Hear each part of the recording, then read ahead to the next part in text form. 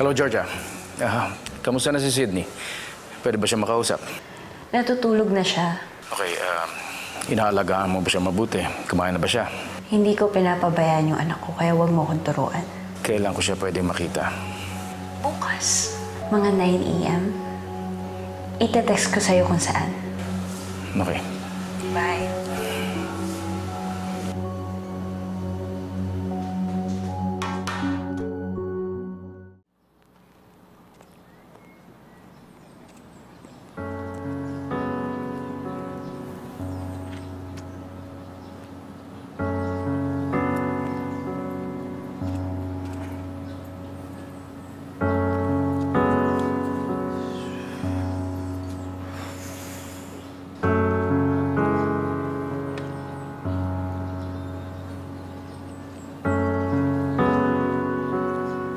Ano, Mando? Nakita mo na sila? Sir, hindi pa eh. Baka naman, naliit lang siguro, sir.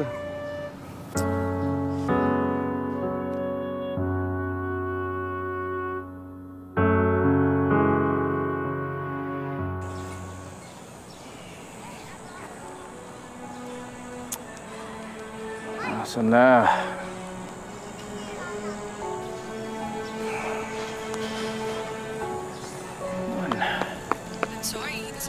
Sir, tubig muna kayo. Ay, thank you. Nakontak niyo si Ma'am Georgia, sir. Unreachable sila eh. Mukhang hindi na ho darating yung mga yun. 2 oras na tayo nag-aantay dito kanina pa eh.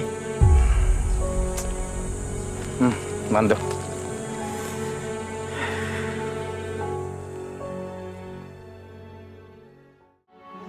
Hindi rin sinasagot ni Georgia ang mga calls ko.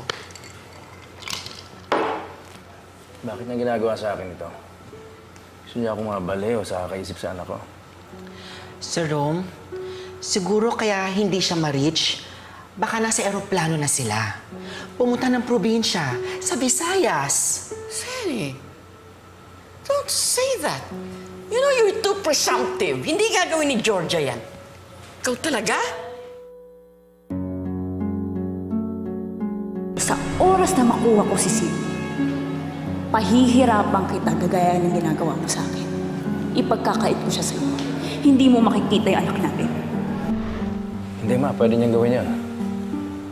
Wala, mahanap ko yung anak ko. Hindi ako papayag na ilayo ni Georgia sa akin si Sydney.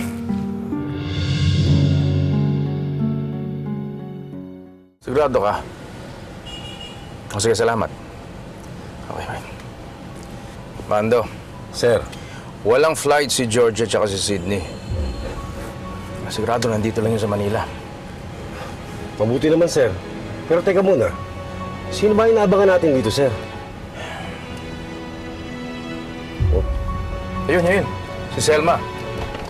Okay, sundan mo yan. Sigurado alam niya kung nasaan si Georgia. Dahan-dahan ka lang.